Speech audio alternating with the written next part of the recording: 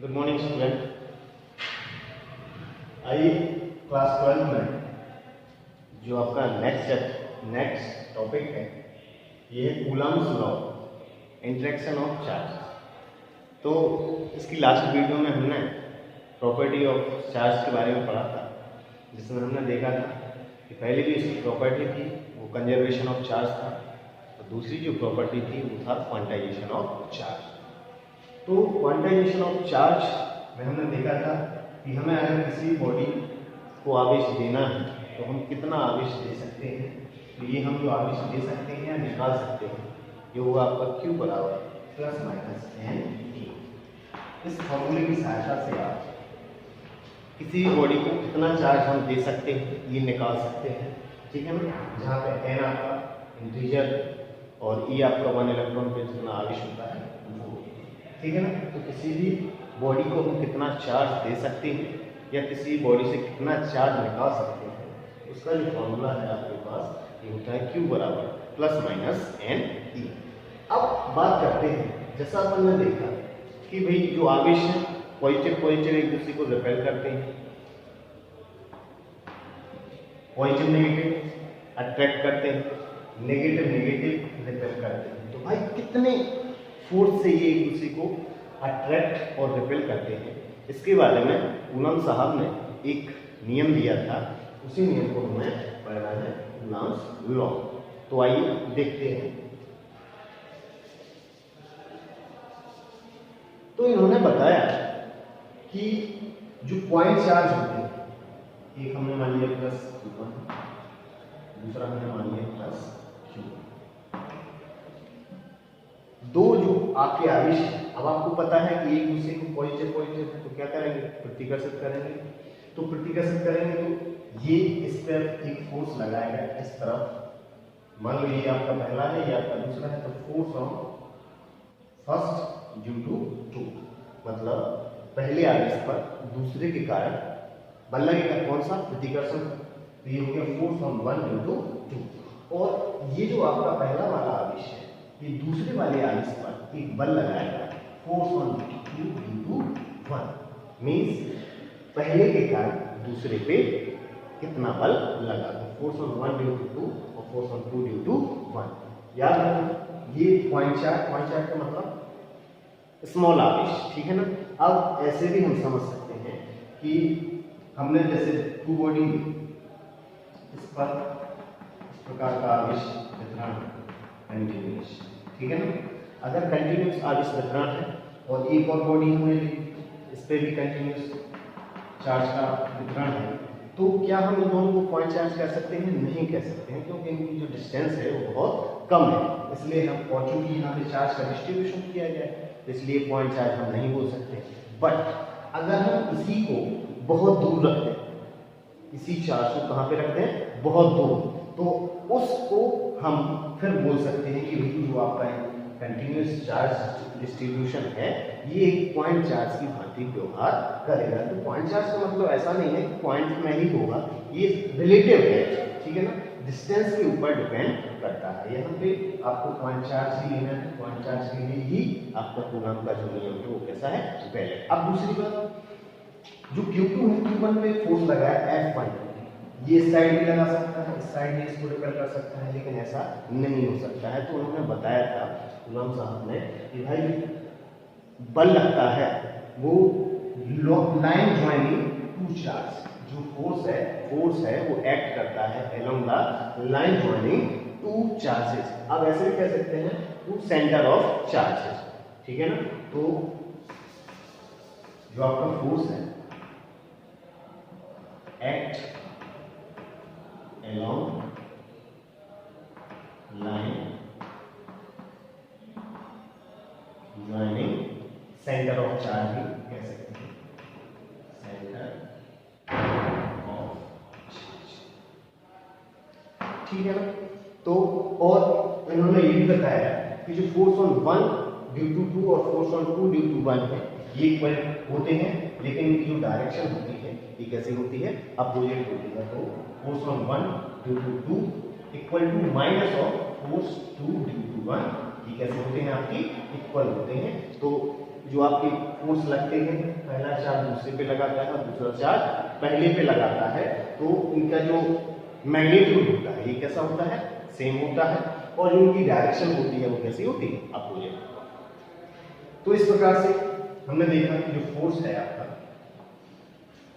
ये F12, अगर से हम और के अंदर लिखते हैं F21, ये जनरली कैसे होते हैं, बराबर होते हैं। यही कूलम साहब ने बताया था। तो उनने जो बताया कि जो आपका force on first due to 2 और force on 2 due to first किस प्रकार से कार्य करता है, तो जो आपका फोर्स होता है ये दोनों आवेशों के अनुपाती होता है, मींस F अनुपाती Q1 Q2, और इनके बीच की मान लो डिस्टेंस स्मॉल r है, दोनों पॉइंट चार्ज के बीच की डिस्टेंस कितनी है, स्मॉल r। तो जो फोर्स होता है ये inversely proportional of r square, means दोनों आवेशों के बीच की दूरी के वर्ग के व्युत्क्रमानुपाती होता है। दोनों को मिलाते हैं तो इक्वेशन जो बनती है F अनुपाती Q1 Q2 upon r square, यहाँ से आता है K Q1 Q2 upon r square, जहाँ पे K आपका क्या है, कांस्टेंट है। K आपका क्या है, कांस्टेंट है। जो आपका K कांस्टेंट है ये मीडियम पे डिपेंड करता है, जिस भी मीडियम में जाएगा उसकी तरह इसकी प्रॉपर्टी चेंज हो जाएगी। और K की जो जनरल वैल्यू होती है वो फ्री स्पेस, एयर और वैक्यूम के लिए ये होती है कि 9 × 10⁹ न्यूटन मीटर स्क्वायर पर कूलम स्क्वायर। ये होती है आपकी K की जो वैल्यू होती है कि फॉर फ्री स्पेस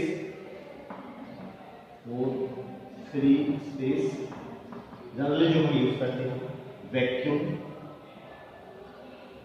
और एयर, ठीक है ना, सभी के लिए हम K का मान कितना यूज करते हैं, 9 × 10⁹ न्यूटन मीटर स्क्वायर पर कूलम स्क्वायर।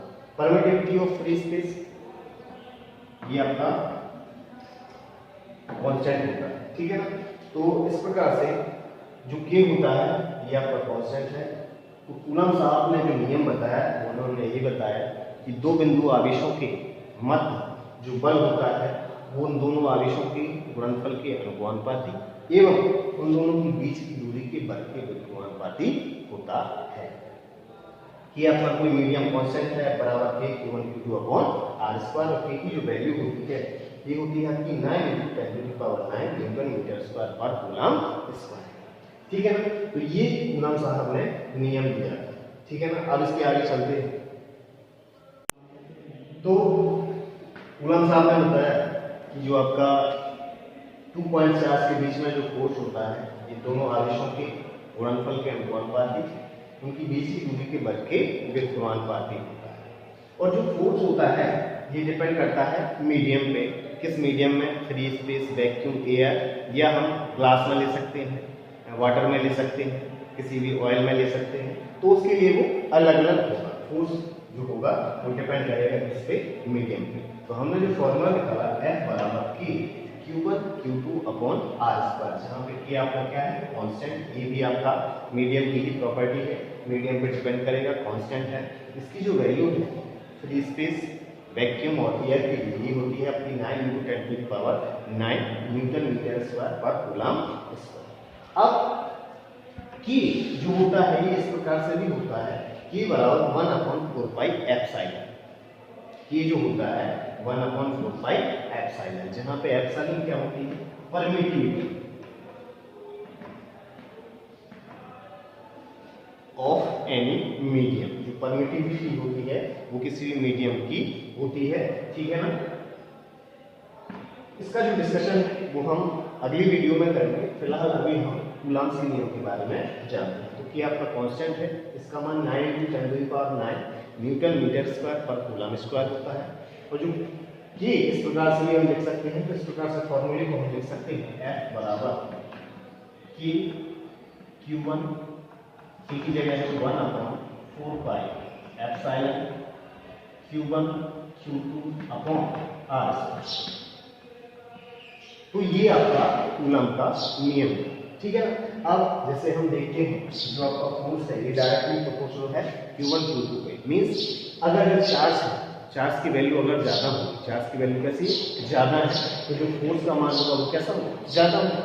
अब जो F है ये डिपेंड करता है R², मींस इन दोनों के बीच की जो डिस्टेंस है उसके वर्ग के समानुपाती है। मींस क्या है, F है ये इनवर्स स्क्वायर लॉ फॉलो करता है, इनवर्स स्क्वायर लॉ फॉलो करता है। और इनवर्स स्क्वायर लॉ में आपने देखा है कि अगर हम R की वैल्यू डबल करें, अगर हम R की वैल्यू क्या कर दें डबल, तो देखो जो फोर्स है वो कितनी कम हो जाएगी, 2 दूनी 4।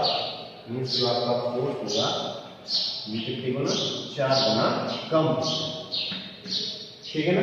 अगर हम R को डबल करें, R को क्या करते हैं डबल, तो 2 दूनी 4, ये जो आपकी फोर्स है कितने गुना कम हो जाएगी 4। इसी प्रकार से अगर हम डिस्टेंस को आधा कर दें, अगर हम डिस्टेंस को क्या करते हैं आधा कर दें, तो आपकी फोर्स R²/2 ये 4 ऊपर चला जाएगा तो ये 4 गुना बढ़ जाएगा, ठीक है ना। ये आपकी ज्यादा हो जाएगी फोर्स। तो ये आपका डिपेंड करता है R² इनवर्स स्क्वायर लॉ। और इसका जो ग्राफ होता है, ग्राफिकल जो रिप्रेजेंटेशन होता है कुछ इस प्रकार से होता है।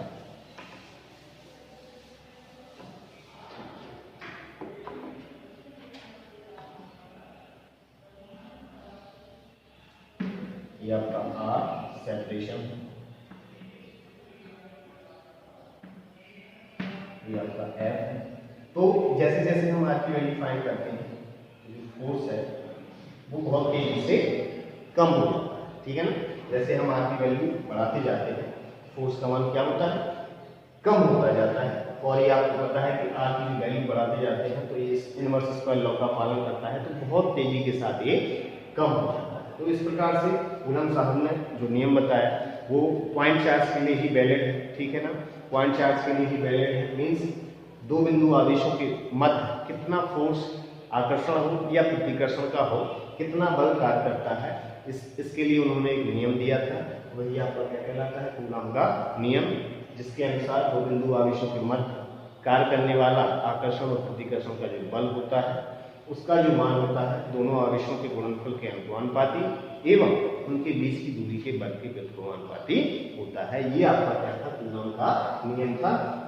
मोस्ट इंपोर्टेंट है ये आपका, ठीक है ना। जितने भी अब हम इलेक्ट्रिसिटी पढ़ेंगे, ठीक है ना, इलेक्ट्रोस्टैटिक्स पढ़ेंगे, इलेक्ट्रोस्टैटिक्स पढ़ेंगे, उसमें कूलम के नियम का बहुत यूज होगा। इसलिए इस नियम को आपको अच्छे से समझना है। क्या कहा था, ये हमेशा पॉइंट चार्ज पे ही वैलिड होता है। और पॉइंट चार्ज का कॉन्सेप्ट भी हमने आपको समझाया है कि जरूरी नहीं है कि पॉइंट चार्ज हो। मीन्स ये डिपेंड करता है कि जो आवेश है वो कितनी दूर रखा हुआ है। बात समझ में आ रही है। मतलब ऐसे भी कर सकता है कि कोई भी आपके पास अगर बॉडी है उस पर चार्ज डिस्ट्रीब्यूशन है, ठीक है, और अगर हम इसको इतनी दूर रख दें, जैसे जैसे हम आपके पास रख दें, कहने का मतलब इसे हम बहुत दूर रख दें तो ये किसकी भांति व्यवहार करेगा, एक पॉइंट चार्ज की भांति व्यवहार करेगा। तो ये जो पॉइंट चार्ज का कॉन्सेप्ट है ये डिपेंड करता है रिलेटिव जो आपकी डिस्टेंस होती है, कितनी दूरी है उस पर ये डिपेंड करता है। तो हमेशा ये पॉइंट चार्ज के लिए वैलिड होता है, ठीक है ना। अब इसके